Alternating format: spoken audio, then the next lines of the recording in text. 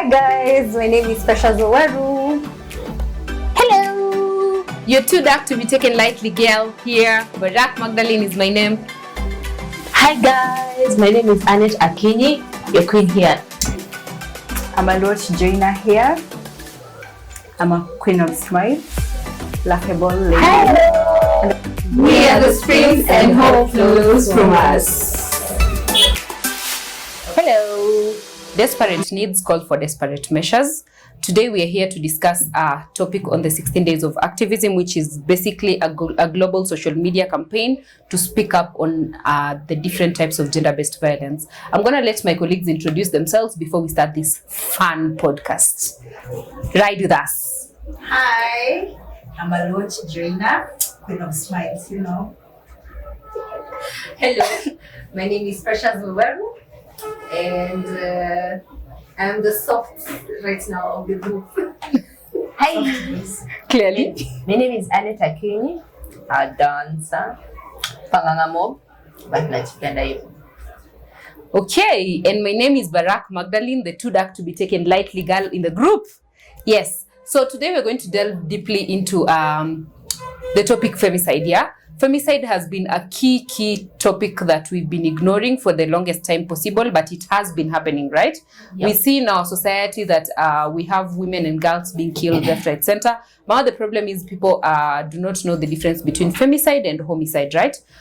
Well, that there is part of what you're going to discuss within this particular podcast, and the dire need to start talking about femicide entirely and its effects to the society and what its effect is entirely to the country and all that, right?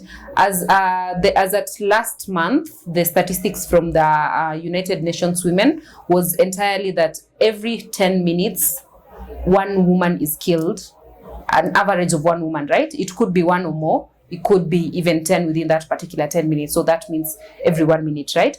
It's just because of that particular statistics that were made. But if we go right down into the system right now, we get more issues that are happening each and every day. We watch news every single time, right? Yeah. Every single time. I even stopped watching news because of that. Because every single time you watch news, you find that someone died, someone was killed, a body was found. You see, those are the kind of things that we need to have a conversation about, because there is need to raise awareness to the public entirely and just have a conversation on how can we stop this, or how can we control this rather if we can stop it, right? And what then can we be able to do all the way from childhood so that we ensure that the next generation coming cannot be able to have such kind of issues, right?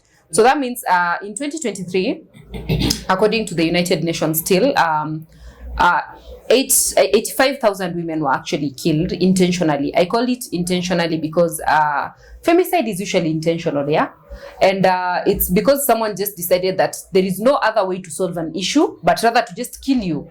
You either one of us has to leave, one of us has to leave, yeah? And 51,000 of the 85,000 were actually by intimate partners, or they are actually by close relatives, right? Which is very, very ironic, because the same people who are supposed to be loving us are the same people who are actually killing us, yeah? Yes. So that brings us to the need that we need to really have these conversations around this particular topic, right? Yes. So over to us. Who wants to start us up? Well, I think I would say that femicide and homicide are different things, but all of them result to death. So femicide is just specifically killing of the female gender, and homicide is more of a killing of an individual within a certain setup. Most of this time is usually either a setup within a home or an environment where they feel necessarily, at a safe space. So sometimes you may hear femicide is a homicide, but obviously a homicide cannot be a femicide because of that general specificity on the gender has to be female at this particular point. Mm-hmm.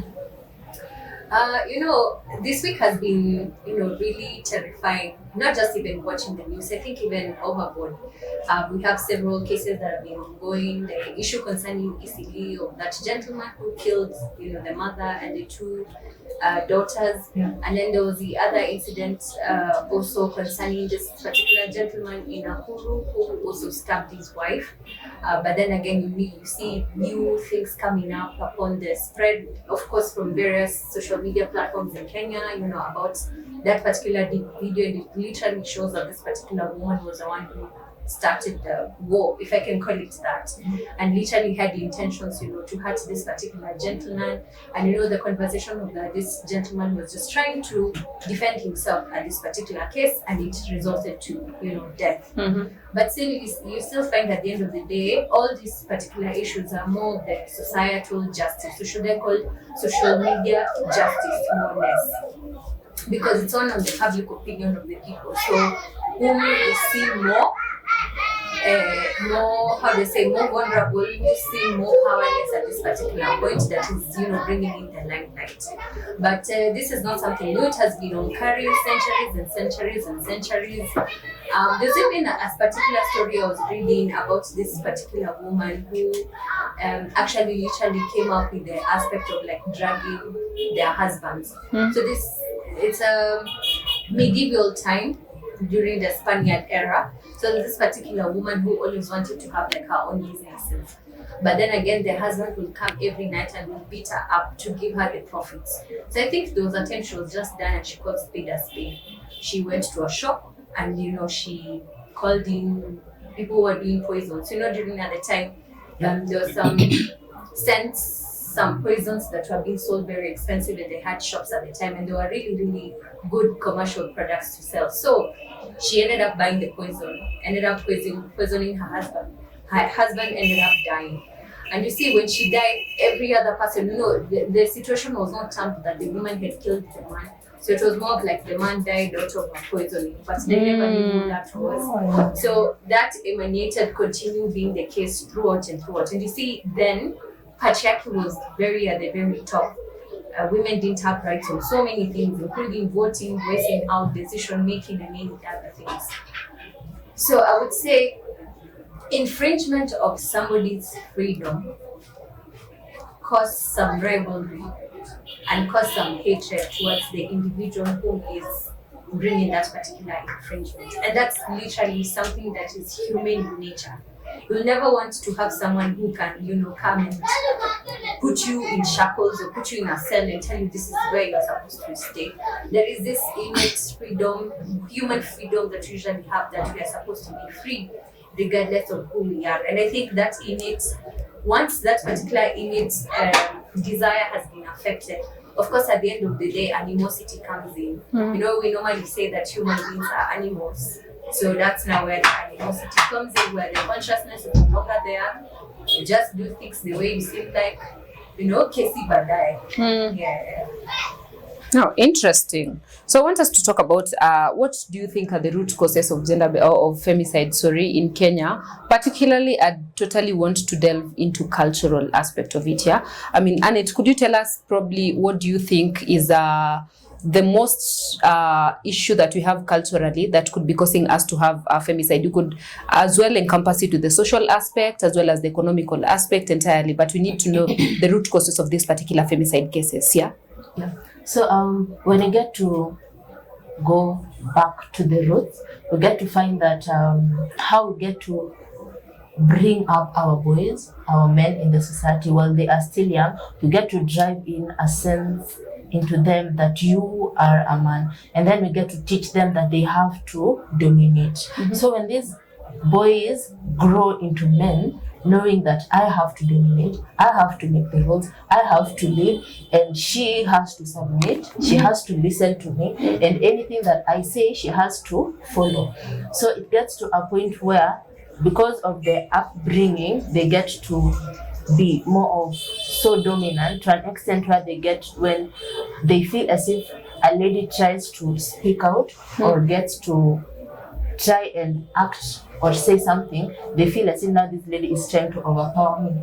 And because they are not used to being below the lady or listening to the lady, they might tend to react by causing harm. Not all, but some react by causing harm because they feel as if this lady is now becoming a threat to me. And then at the same time, how we get to also just about upbringing, we get to teach our boys that they have to be strong and endure any pain that comes their way. They are taught not to break down. We are sort of making them look like metals. And when you find a boy or a man breaking down, people tend to view this person as a lesser man, or we tend to view them as weaker man. And because of the things that they harbor inside, they get to harbor a lot of stress, a lot of depression, and men rarely talk about their problems. But recently we are really trying to empower men to get to learn to talk about their problems. Now, because of the anger and the bitterness that has come up because of what they have been harboring inside, it gets to act as violence now. When it has gotten to a point where they can't harbor it anymore, and then they explode, they can explode in form of violence. And this is why you find they have been waiting for an opportunity ikuje ndo I explode. So unapatanika argument kadogo tu kalikuja kwa nyumba, and then because of the things that he has been harboring inside, akakuja kabas, akaspike out, and it came in form of violence. Hapo ndo unapata out of the unconscious mind amechukua kisu akaslap the wife. And then later on is after ameshafanya everything is when now this man starts falling now into depression again. He's in prison. Uko prison hata hatujui anaendelea aje. We just get to judge him because of the situation it happened at that moment. So we need to learn that also men are vulnerable. We need to learn that men are not metals. When unakosana na bibi, don't think about violence. Mwite kando, mwambie unajua nini mama umefanya hivi, and this is not how I want you to handle things, instead of acting out. What do you think, Jane? Yeah, for me, what you said is true, and I also feel like education also plays somehow a role, because you find like a lady, most of these lady I've seen situation where you see a lady comes to the hospital, and it's the man who says like, I need this to be done, I need this also to be done. Just because the lady saw like marriage is the answer to these things. So you find like this lady, when she starts defying what the husband says like, it's you have grown once, umelea pembe, everything. There was a literal translation, yeah. So you see, and where just because the lady didn't go to school, and the man says like, I'm the breadwinner of the family, so you need to be below me. So you find also there are some men who have been taught to be in charge in a way that if I'm to date you, you have to stop working. You need to be a housewife, and maybe you went to education or the summer. You are a career woman. Then you marry somebody. Let me say like you're somebody who's just mad. Anakuweka kwa nyumba, anakufanyia kila kitu, mpaka inafika time anakuambia like you need not to go to work because you need to. Women's place is in the kitchen. I think most of us have come from backgrounds which they're being told that. So you find that when this lady says like, I cannot do that, it starts resulting to what? To violence. We also need to do away with these types of situation and raise awareness and tell these men who behave this way, that women also have voices, the women's lives matter, and women need education to be empowered, so that all of us can be on the same boat. You cannot be a person who results everything into violence, and I don't know what they will gain. I don't know, but I think we should just be raising awareness on femicide and gender-based violence issues. Nice. Ooh, siwaone hivyo kona akili. Well, I think as we come to the end of that particular question, right, I think I can add something that intrigued me as we're having this particular conversation here. There is this question of, I was reading some article back then that was talking about, do you think there is need for us to get to reduce the current population that we have in Africa? Chances are yes. Reason being, it results to a lot of issues like femicide, right? Let me explain. It gets to a point where at the moment you're actually struggling for like to just earn a living, right? And now the how do I say, the resources that you're actually riding on are very scarce at the moment, right? So you find you yourself as a young girl, you go engage yourself in sexual activities with probably an older man, with our babas, right? Then you find yourself that your boyfriend is really, really mad about that because he found the texts on your phone. And this guy is like, what am I not offering you? Well, technically he was not offering anything. But yes, what was I not offering you when you decided to walk away and just go have sex with an older man, right? Simply because this particular girl just needed money, to just sustain her lifestyle, right? Because probably, okay, most of the women, truth be told, right now are living way outside what the way outside their stipulated lifestyle. Rather, you earn a little amount of money, but the kind of lifestyle you actually live is way off the amount of money that you live, right? So if we look at the population right now, is Mbabas that has a lot of money is probably harboring like 8 girls. That brings us to an entire conversation about STDs and HIV and all that, right? Probably this young guy is actually scared of that. But well, he might not be scared of that. He might just be jealous that he doesn't even have money to sustain this particular girl, right? And it's because of the kind of constraints that you're having in the society right now. So food for thought. Is there a need for us to get to just reduce on the population? Is there a need for us to move towards the Western countries type of thought where you only have 2 kids and that's it for you? Because that's clearly leading us to a lot of things. I am mad at you because you went and cheated and I have killed you. A win is a win. So you see, like, there is the need for that, for us to have that intersection of that particular conversation. Well, that is a conversation that is going to be very, very long. If we say that we're going to talk about it, we're going to bring a lot of things that are way relevant towards this particular topic. I understand there is a lot of that, but on to the next one. Our learned friend here, whoosh. Are you learned? Why are you laughing?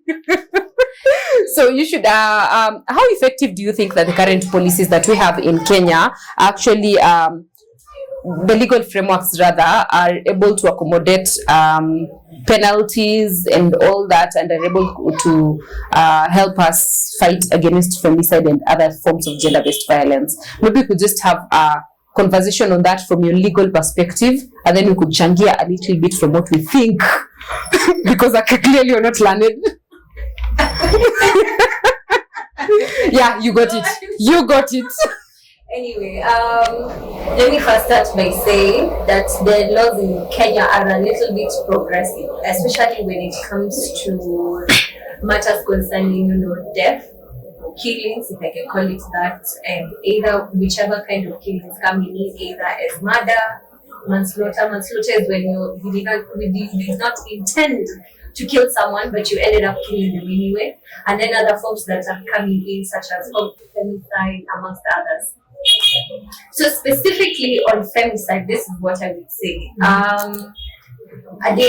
Normally, there is this, actually, I think I had shared before, but let me just say it. There is a part that usually says that, the law is an ass. It's a certain maxim. When we study law, there's some certain maxim that we abide by. And literally what that means is that sometimes the law doesn't abide by what you want it to.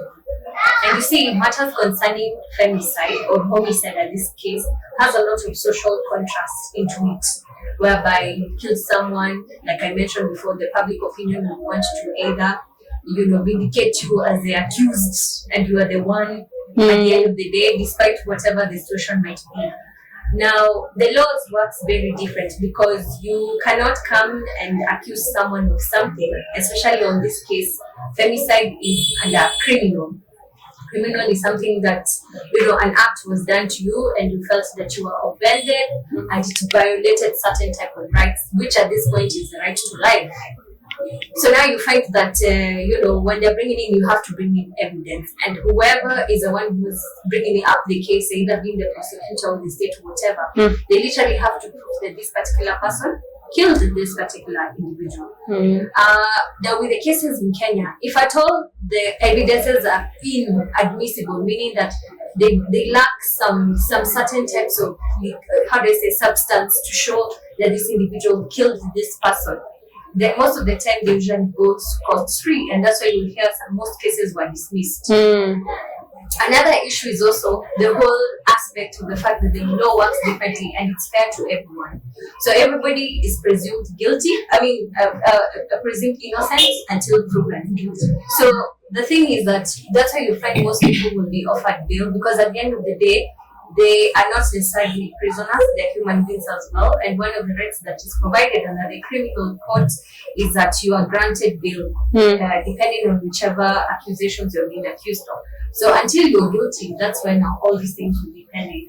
But I think sometimes the law has a little bit of a problem, especially balancing between, law and also morality at this particular place. Because you find sometimes these people are being released 2 months down the line, we find that they did that to somebody else, or 3 years down the line they did that to somebody else. So at the end of the day, you tend to wonder if at all the law protects as it's supposed to do so. So I think now these are where the gaps are coming in as time goes by. And then the other issues, again, just to say the least, most men are economically empowered. Let's not lie and say that our country is not corrupt. Of course it's corrupt, just like any other country. And legal systems nowadays, they take a lot of bribes, especially if you have a good advocate, you get a good judge who can you can go at the back of your and talk to them, and your case is evil. There's nothing much that you can do. But the consequences that it affects, especially the family, the friends, the immediate direct members of this particular individual deceased person, goes a really long way that it affects their mental health as well. Then in addition to that, I would say something else that also adds upon is also our police lacks capacity to really collect evidences really well. I think most of the time the evidence is being collected, especially things that may require forensics. For example, you took a knife, those fingerprints to be taken or anything of the sort. Sometimes I see that they usually have a lack of really obtaining those evidence. And then another thing, presenting those evidences in time. And most of the time they usually either submitted really, really late. Sometimes those particular evidences cannot be used in court because they're inadmissible, either because there is corruption of those. When I say corrupted evidence, I just mean that something that may have come, maybe a contamination coming in. So let me give an example. You're taking fingerprints, you've taken that particular fingerprints, you will not put them in a paper. There's a certain paper you're supposed to put it in, protection and all those codes and so on and so forth. How it's being handled, from the police all the way to the courts. Hapo katikati, you never know what usually happens. Most of the time we've had evidences were not there. They were there, but suddenly they disappeared. Obviously. So those are the reasons as to why. And unfortunately, that is how the criminal system is at. I think there is more that needs to be done, obviously, by the government, specifically the judiciary system on this. I think there is much more that they need to bring across. And the fact that this is becoming very prevalent, I think there should be stricter measures or amendments or laws brought upon on anyone who kills someone. I've seen this contrast, especially in Western countries, where you find if you kill someone in a Western country, meaning US, UK, Canada, Netherlands, and all the likes, if you kill someone, trust you me, you have to pay the price. That's why you find most individuals, especially, and it's quite unfortunate, you find most of the time it's actually, Africans who would go, relocate there, something happens, of course life is a bit tougher there than the way it is here, and things become tough, end up in an argument, life in the West is more secluded. It's not like in Africa, the way we have so many social circles or somebody to talk to. So you find it's only the two of them. So it's either that or the hostility amongst them, and they figure out what to do. So it ends up in all this death and so on and so forth. I think also another thing, I think it's also just the aspect of men's ego at this particular point. I think for the fact that they were brought up and, being told that you're supposed to be the man of the house, you're supposed to be taking charge, I think that's where the fault is lying. But also I would say also women play a big part as well. I think, if I'm being honest to all of us at this point, our mothers brought us up for marriage. Yeah, true. Yeah. But our mothers never brought our brothers up for marriage. Never, ever, ever. And I can Makes a lot of sense. Oh, nice. I can attest to it literally. I only have brothers alone and siblings. And for sure, I am normally I'm the one who told, you're not supposed to do this.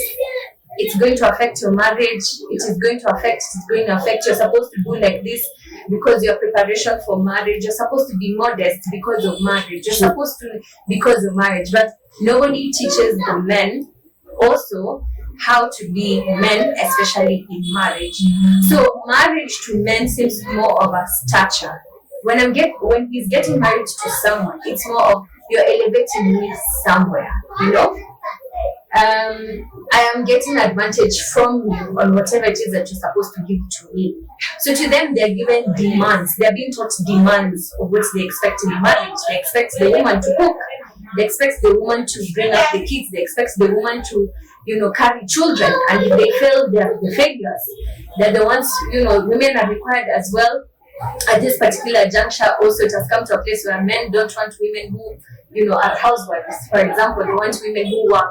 But then also at the same time as they're working, it's more of your money, my money, our money, and so on and so forth, which of course is becoming problematic. Then also the whole aspect of women empowerment and how it has been brought up, obviously.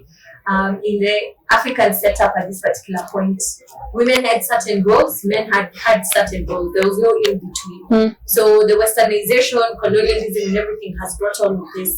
And to be honest, it's eroding the African culture. So sometimes I tend to ask myself questions such as much as, there is the whole thing of blaming patriarchy in causing femicide and vice versa. But where do we get to balance to preserving our culture, but also at the same time, ensuring that this particular culture is practiced in a way that is not harming others? Yeah, I think that's where the nexus comes in. And sometimes, to be honest, I don't think as Africans we are ready to talk about that topic. We are not. Yeah. It's the true fact. We are not. It's actually the sad truth, but we're not ready to talk about that particular conversation. Thank you so much for just having a conversation on how the legal system is actually structured in regards to gender-based violence and femicide in totality. But I also wonder, still part of that, we have an issue with most of the gender-based violence issues that you're going to get among the refugees and all that. Me being coming from a refugee population would definitely pull me towards what is there to guide the legal system, particularly on refugees, right? Because most of the time, like you've just mentioned, evidences are always there, right? But at some point they get to disappear. Reason being, people have money to pay there. Refugees, you do not have nothing. You don't have money, you don't have anything. So that just means that entirely you live in a structure where today you've been mutilated, the next day it has to be someone else, and now you have to keep quiet. I mean, what do you think that does entirely to this particular population? This goes to all of us. What do you think it does to the population that is in the refugee camps? Let's say, for instance, there was a time back then I was working on something to deal with mental health, right? So I noticed that amongst the refugee population, mental health is not really of much concern to them, but it is a major concern to all of us, right? Because bearing in mind that we see someone as human first before anything else, right? Before you became a refugee, you were human and you had feelings, right? And all that. But then the problem is this particular system has got it breached, the fact that a refugee would put it in their head, I have been through a lot, it's okay. That is just a minor inconvenience for me, yeah? And this is a case of gender-based violence. This is a case of femicide. Your sister was probably killed by the husband. But because you're a refugee and all that, there is nothing, you don't even have a voice. what then can we have to say about that, and what then can we do to ensure that we can be able to be having these particular refugees empowered so that they're able to have their own voices? I am glad that we have organizations like United Nations High Commission for Refugees, right, trying to bring education to these particular people. They even have schools set up in those refugee camps so that they can have just good education so that they're able to be enlightened on this is what we have, right? But I feel like there is much then that we can be able to do. Maybe from all our experiences, any of us could just point it. The government is aware that you have this kind of people in the country. Any country that has refugees, they are aware that they have refugees in that country. So it will be really nice if you hold the government accountable in that, and there is a law that gets to protect these individuals. There are some organizations, NGOs, CBOs that gets to protect these individuals. You need to hold them accountable. Maybe at the end of, maybe after 6 months, we come and question them. What have you done to improve the situation? How many cases have you handled this week or this month? We get to have this data and also get to do follow-ups. You handled 100 people. How are these 100 people doing? How are they mentally? How are they physically?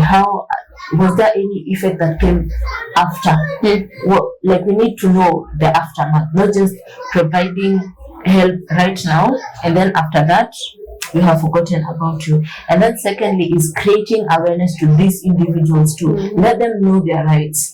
Because once I know my rights and I feel my rights have been violated, I can go and report. And in the process of reporting, also our police stations that we have, you get to find that these police stations that we have, at some point they also play a role, or they also play a part in let me say hindering or preventing people from reporting issues. Because when something happens to you, maybe a case of GBV, femicide, homicide, you're always told you have to report to the police station to get an OB.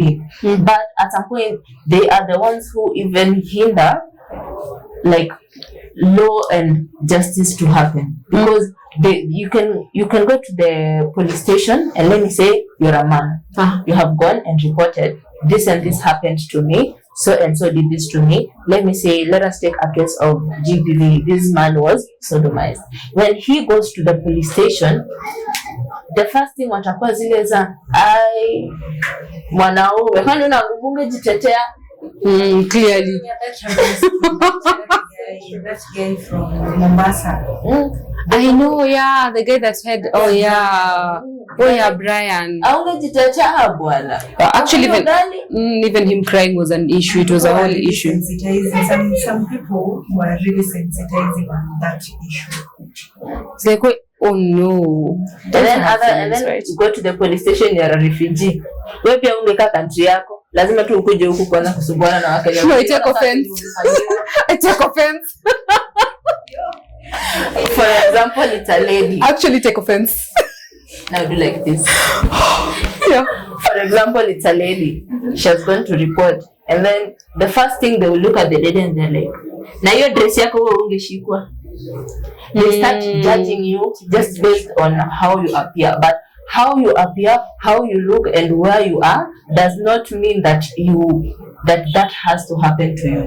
It is so wrong, and it is something that the police should take with so much seriousness. But at some point, they're the ones who get to hinder this because they are like the root cause of justice to prevail. But if they get to be diminishing our cases down here, even wakati tunakuja kufanya tally, we get to see what are the rates of GBV that we have countrywide. There are some that we won't like have the real data because some people weren't able to report or get help in regards to the same. So education and also getting to also not holding holding the government a whole, not just up here to the root cause.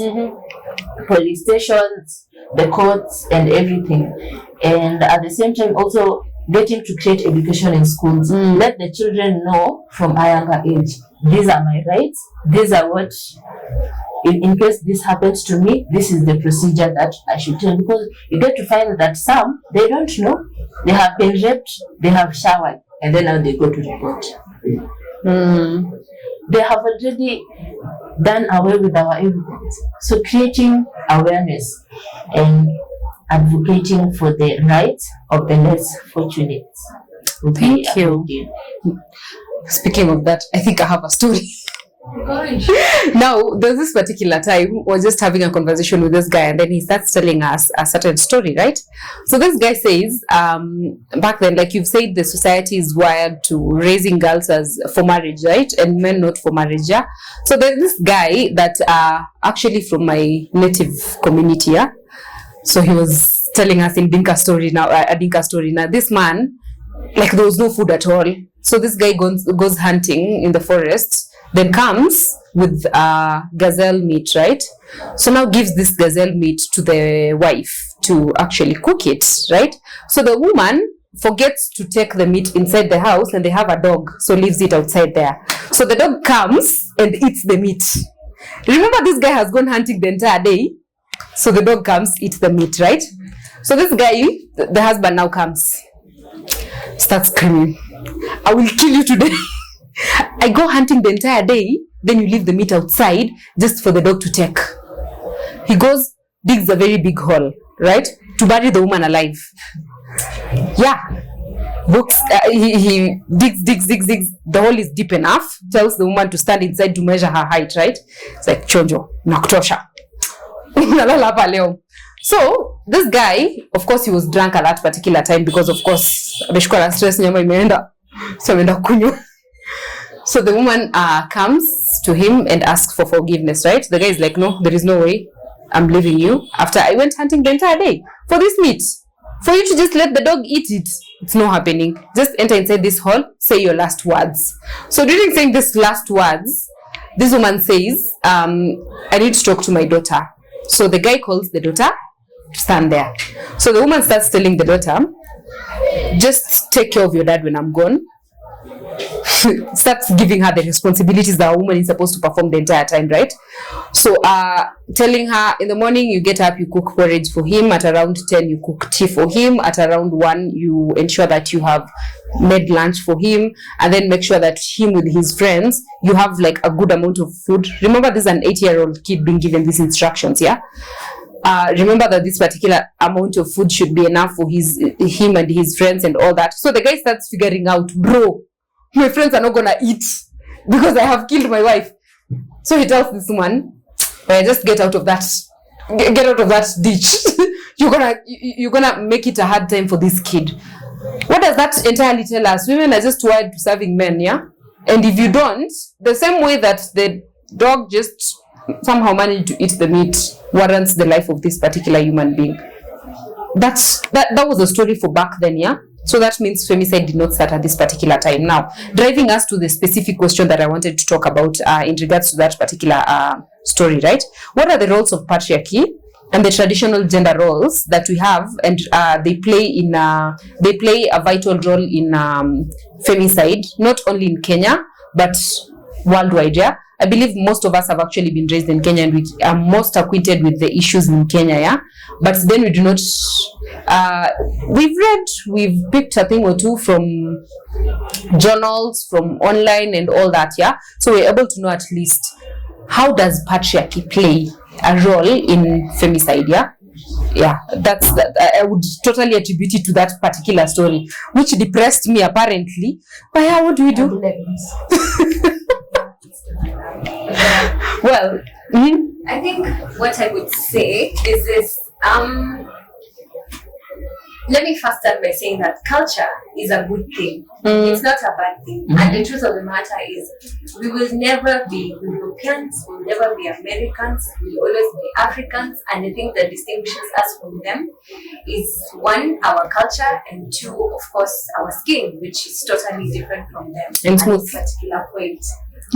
But you see, the truth of the matter is this: in the patriarchal setup, especially when you look into ethnic groups or tribes, if you'd like to call them, men were allowed. There were some things that men were allowed and some things women were allowed. So women were never allowed in decision making. I can give you like a short story. When I was just sometime this year, I think mid this year, I ended up doing a project in Kakamega. And as we were doing the project, there was a part where we were just going relaxing and so on and so forth. And as members, we decided to go and see the Nabongo Museum just to see just how things were, And when we got there, there's a setup that is being brought upon of the traditional hat and explanations being made and so on and so forth. When you looked at that particular structure, the man had the best hat. His hat was at the middle of all the other hats. So what does that explain to you? That men were the treasure. Men were the gold, the silver, the bronze, the epitome of everything. If at all there was an attack that had to come along, let's say somebody was trying and kill someone, the mother's hat was the one at the very end to the gate. So this means if someone would have wanted to attack that particular person, the first person they would attack would be the mother. The woman would die and go. But that was not even the only thing that surprised me. Another thing that surprised me as well was in the decision making. In the tribe? What I've forgotten. Wanga. The Wanga. Thank you. The Wanga tribe now have certain rules, and certain rules is that men are supposed to belong in certain categories and women belong in certain categories. So men are the ones who are supposed to make decisions. There is a certain hat, that same Nabongo's hat, that only men could get in.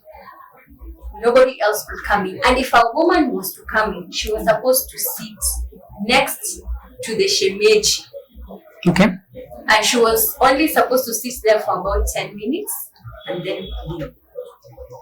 So that just shows how much women never had anything to voice their concerns or anything at all.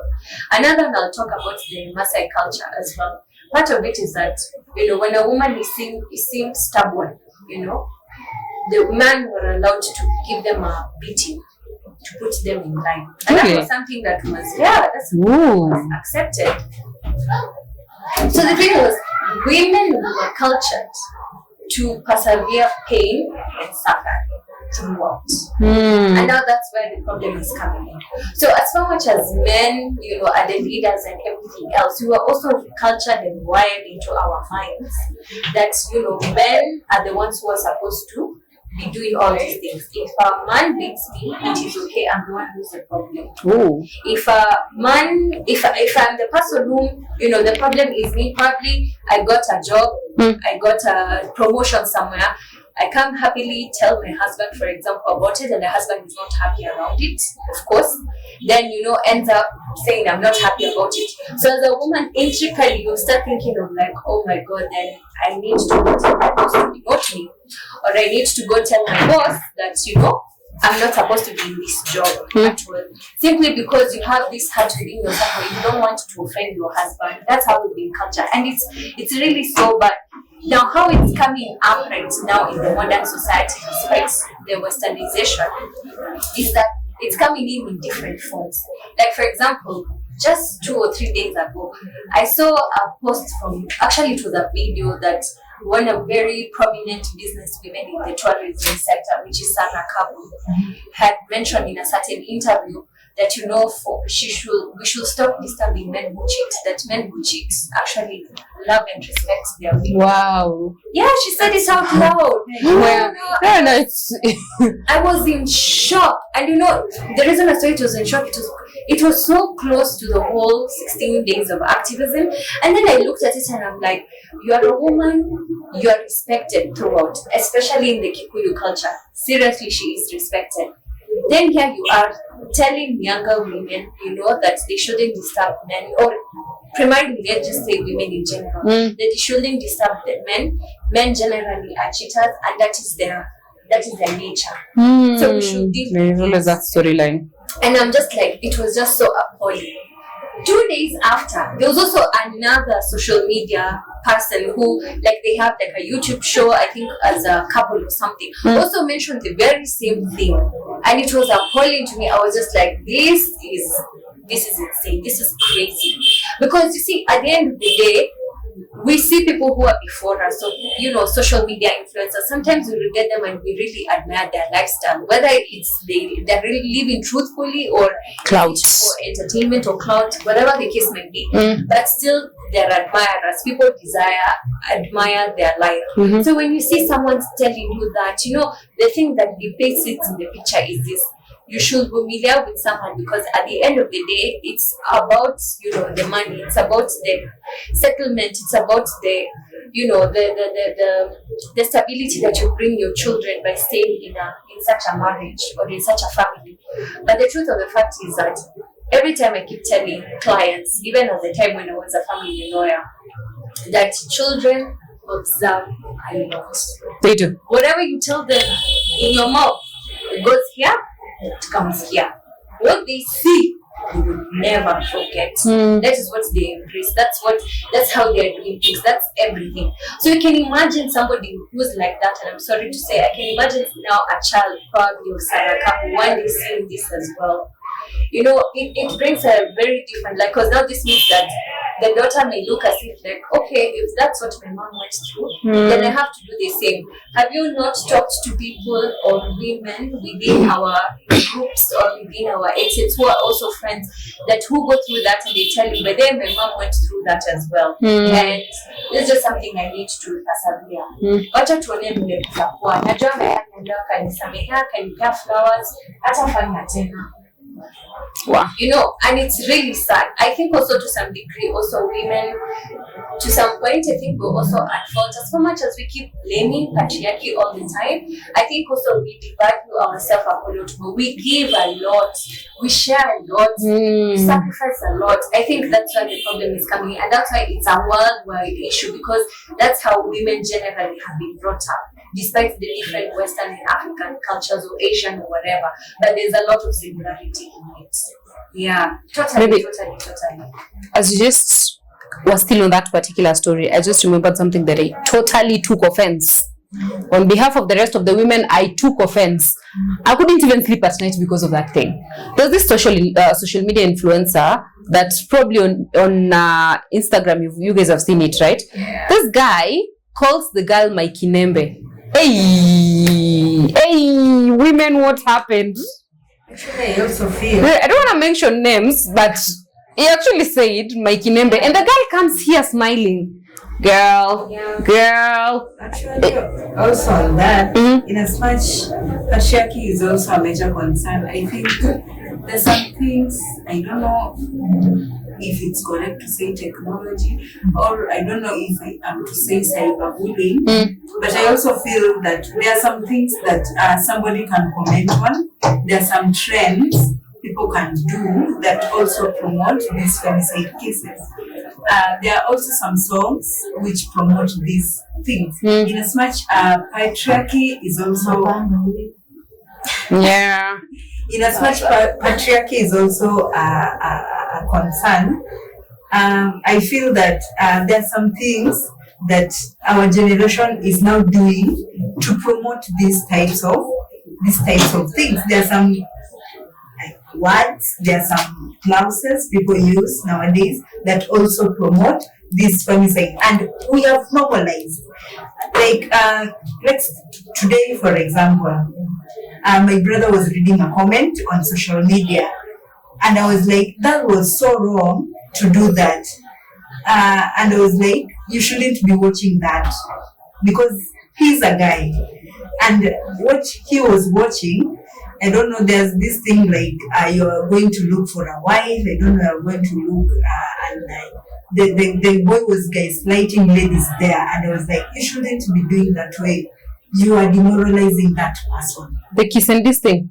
No, it was not the kiss and this. It was like Mina kuona hivi Barack ama Precious, and I'm like, ugly for me. Ooh. You see, what does that inflict on you? You as a person. How will you feel if somebody say, Barack, you are too dark to be seen? How will you feel? Okay. In as much patriarchy is a concern, we also need to look at what types of things are we teaching our younger generation. How are you educating people who are behind you? What things do you allow them to see? what do you allow them to hear? Which type of music? Because sometimes I feel technology is now starting to play a role in promoting these types of things. That's what I had to say.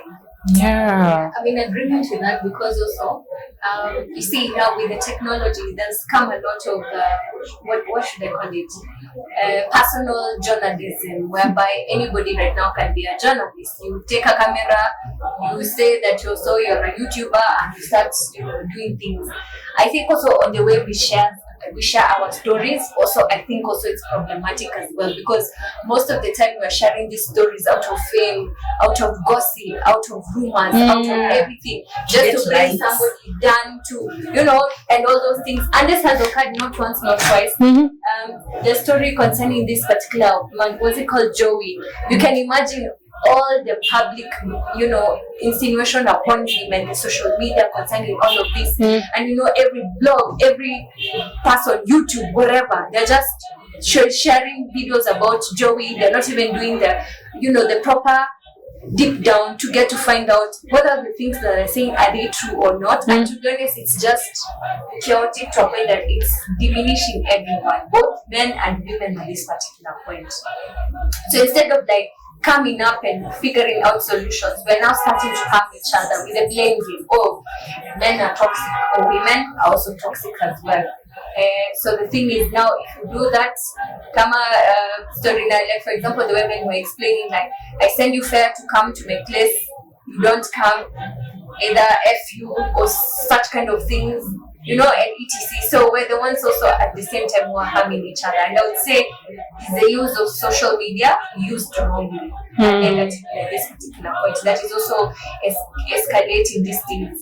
And then also in addition to that, I think we've also come to extremities of groups now being born by social media. The women have what are the strict femicide? What are they called? The strict feminism. What is it called? There is that feminism. No man, no what, no. No, I have seen that. No, I've forgotten what they're called. And then there's also this other group on the other side on men where they're toxic masculinity, whereby women are shit. We use them, and Men's conference. Yeah, exactly. So it's just becoming we're not coming up as a solution. It's more blame me, blame you, blame you, blame me, blame together. Let's see how this game goes. And it has always been like that. It's just so sad that that's how the journalism now is being taken. So I think also at the same time, we are also to be blamed because of this, even how we share our stories, especially on these sensitive cases here and there. It's just primarily really bad at this point. Yeah. Well, that is a very. I don't know how to paraphrase it, but I also feel that people in the LGBTQ also face a lot of this. I don't know if I'm saying it correctly or not. We should also be sensitizing on talking about what they're passing through, because you can find, I am a lesbian, but I'm not, I'm straight. I am a lesbian, and because this girl has money, so this girl has control over me. So if I decide I'm no longer doing this, they feel like I've been doing this for you, I've been doing that for you, and now you want to say you're walking away. You see, that's a form of gender-based violence against that person, or that huyo msichana amepata kampoa wake mwingine and she I want to walk out. We should also have I feel we should also have laws to protect people in the LGBTQ plus community, in that they should have a safe space to talk about what they feel, what they go through, because mostly they are always like this. I don't know if I'm wrong or not, but they are always like this, and you find that if I'm supposed to talk, I will talk to Annette. I cannot talk to another person because she feels like if I talk, this person will judge me, and we are now in a society where not all people are accepting the LGBTQ and embracing it. So she feels like if I go and start talking to Annette or Barack or Precious, they'll start judging me because I'm a lesbian, and it will diminish their their courage on talking about how they feel. Yes. Well, that is a very broad topic that if we say we're going to talk about it, we're going to take the entire day talking about. Well, maybe just to put this particular topic, I believe that we've been able to have a good conversation in regards to all this, and we're able to bring it out very well, where femicide touches the most and all that. But I want us to talk about how does femicide cases intersect with other form of gender-based violence, like domestic violence, sexual violence, child marriages. How then does femicide intersect with all of this? We would want to understand also that, so that we know the dynamics of that. Maybe Joanna, you could take us through that. I think that we need to raise more awareness on sensitizing femicide. We need to talk about teach people the dire consequences of femicide to the victim's family, and also to the society and as a country as whole. I also feel that we need to get away from women needs to persevere gender-based violence or whatever they are going through. And I actually also think that we need to have strong education system, and legalize strong law enforcement against these people who do these gender-based violence incidents or femicide issues. And we also need to how do we call it?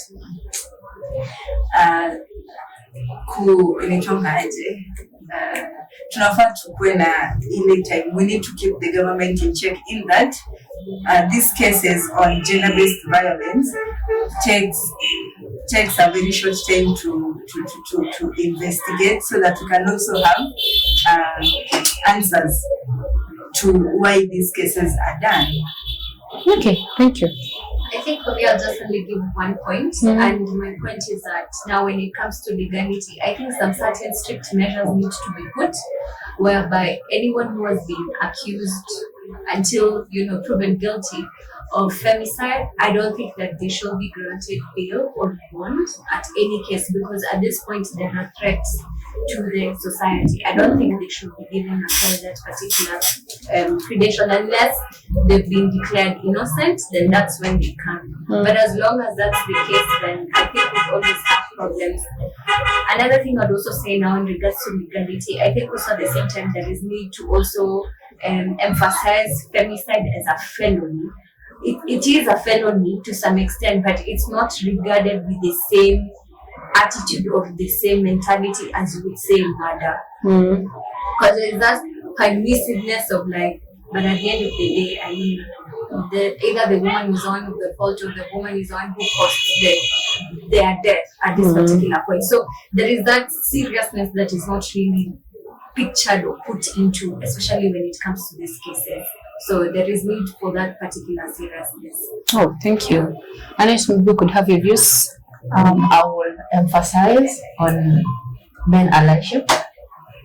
Let men be at the front, advocating and fighting against femicide, and teaching the community, teaching the other men, and teaching also the ladies on how and ways to prevent femicide. CBC also covers such things. Let children learn their rights and everything. I know they have been doing it, but now they have only been taught their rights as a child. I have a right to food, I have a right to shelter, I have a right to, but let us also go broad. Let them also be taught about the legal issues and the steps to take when something happens strong. Oh, thank you. So a parting shot from me, I think the best recommendation that we can actually be having at this particular point, they've said much, which then if we have policy influencers and those people who set down policies can be able to follow all this that has been said, then we will get a very good pedestal for this particular thing.